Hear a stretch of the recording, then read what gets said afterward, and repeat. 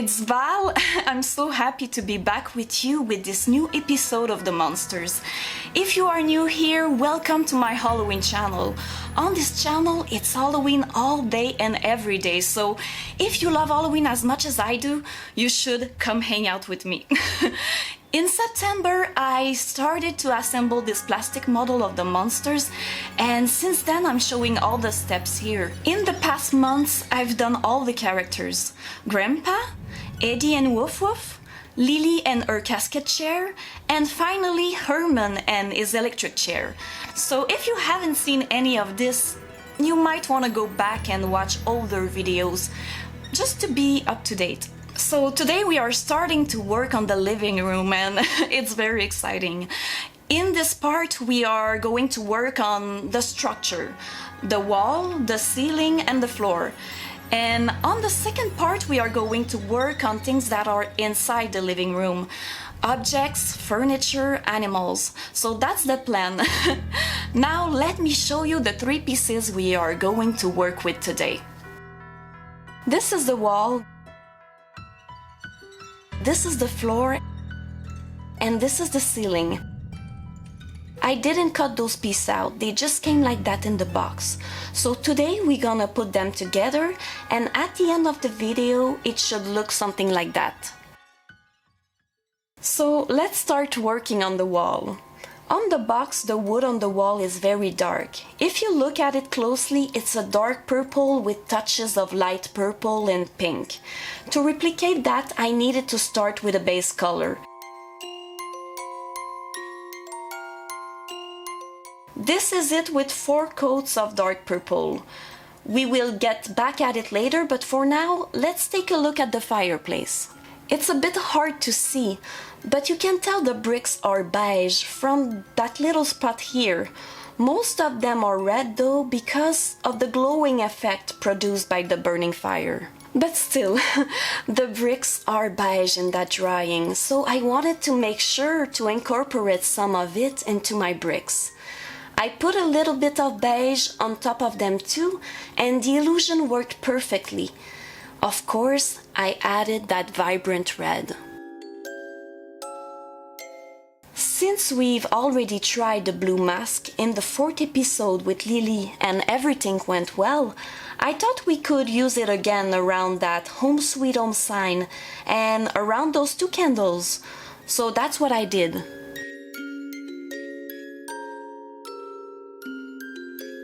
Once it was dry, I went on and applied my base color. When I was ready to remove the mask, I saw something wasn't right. It was hard to get it off. It was not like the first time we used it on Lily, but at that point I had no other choice than to keep going. While the paint on the candle was drying, I went back to brighten up the fireplace with some orange.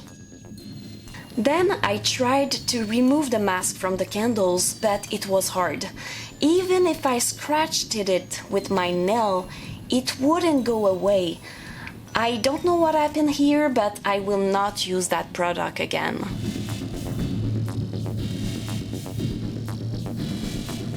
When it was time to write down the Home Sweet Home sign, I needed to be extra careful and hold my breath, since the blue mask was not an option anymore.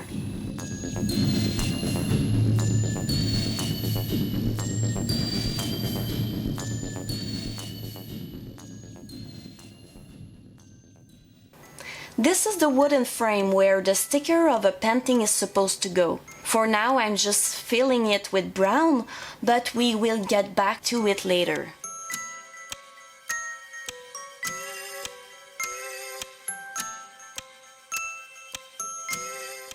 One of the things I prefer about the wall piece is the fireplace mantle. Its design is so cool and creepy, it really is the centerpiece. So I don't understand why they didn't lift it up more on the drawing. It's very dark, the design is almost gone, as if there was nothing there. And on the back of the box, it's not better. The artist just applied a flat color over it. I found it sad. I know I'm supposed to follow the artwork on the box, but I was just not on board with that. I feel the mantle deserves much more care and love than just a flat color.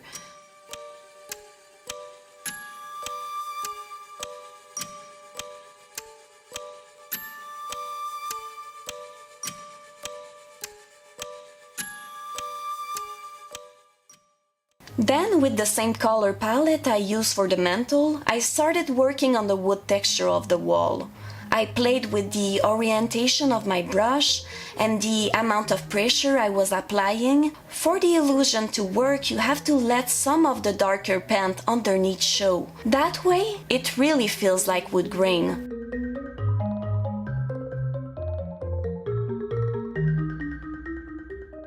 And when I was happy with that, I went on and applied it pink, just like on the picture on the box.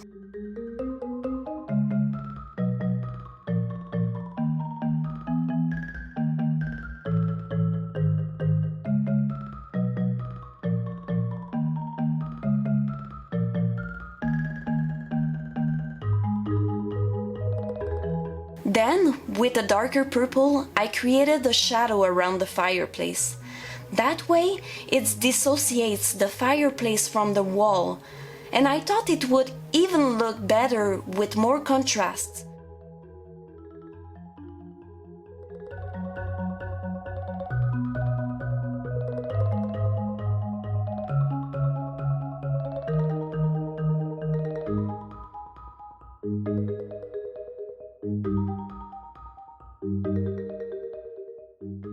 And when I was satisfied, I applied the first coat of Mod Podge. The wall was missing something, the painting. All I had to do was stick that sticker to the wall. It's a nice sticker of a painting and all, but I don't know, I thought it would be more fun to paint it myself.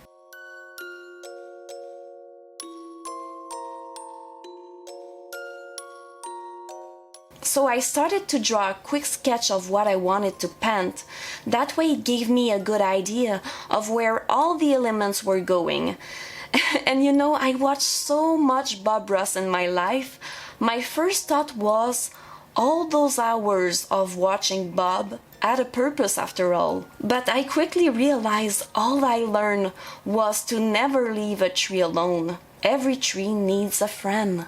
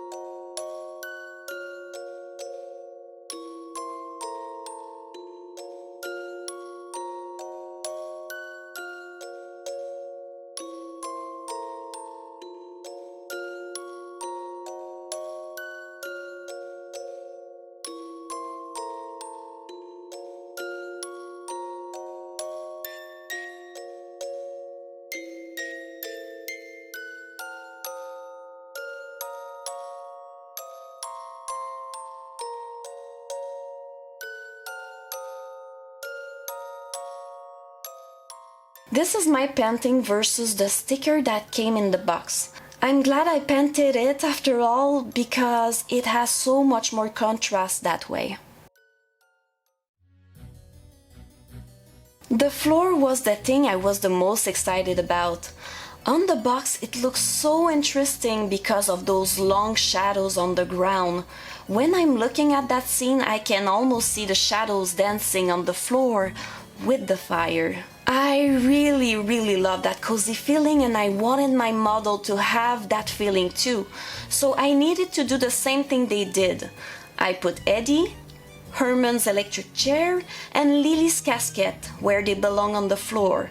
That way I had a good idea of where they were compared to the fire. With a wooden stick and a white pen, I drew some guidelines on the floor. These referred to the places where the shadows are supposed to hit the floor. When I got them right, I applied it red everywhere, except where the shadows are supposed to be.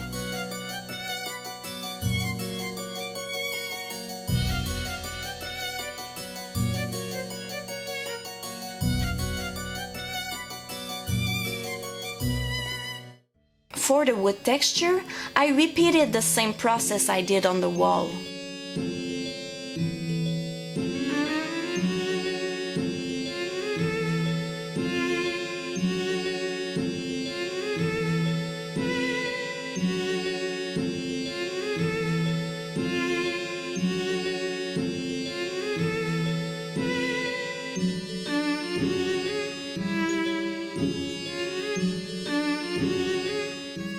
With a vibrant red, I created the wood texture on the highlighted parts of the floor, and it looks so good. I just couldn't believe it. I added a little bit of orange, and it was even better.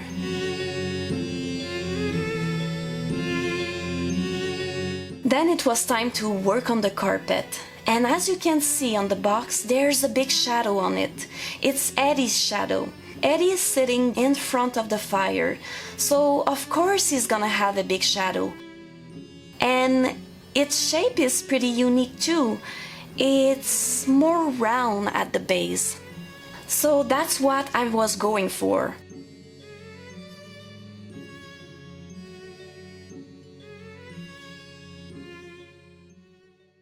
With purple, I filled the space where I wanted my shadow to go.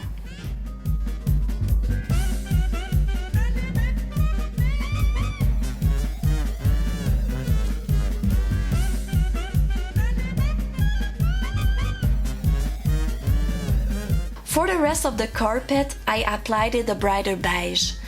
But still, I wanted it to look a bit dirty. Not too clean, not too neat. It's Halloween, you know. It has to feel old and used. It has to feel like it has a story, a past. When you're adding a texture, try to follow the direction of your object.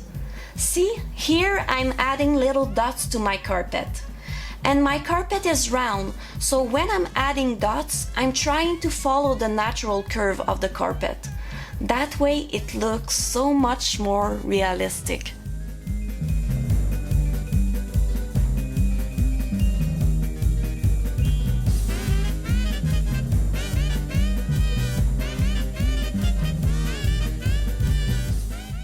The box doesn't provide a lot of information about Eddie's pillow, except that it's red.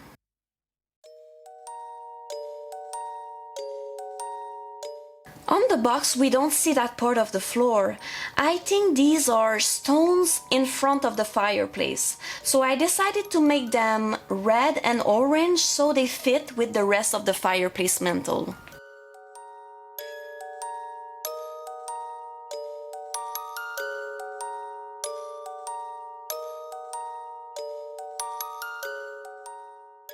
When I was done, I applied a coat of Mod Podge to protect the work I just did. In the drawing on the box, we don't see the ceiling at all, so I needed to improvise with this piece. It's not a very important piece anyway. I started with a base color, and then I tried to paint chunks of plaster, as if you could see inside the structure of the wall.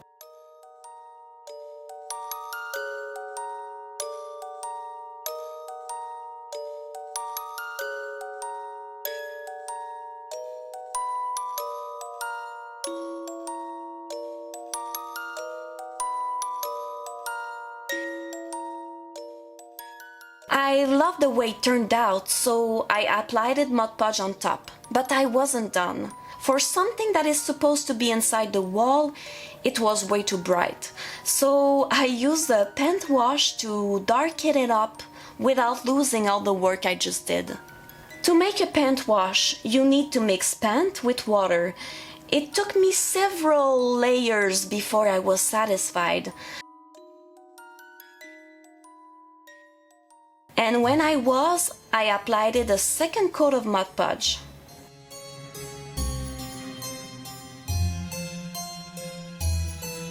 For this episode, I don't have a lot of gluing to show you. We just needed to stick the wall to the floor.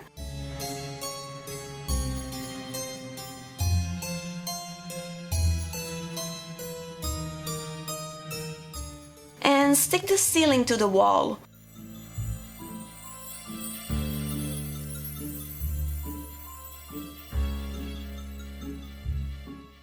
And we were good to go.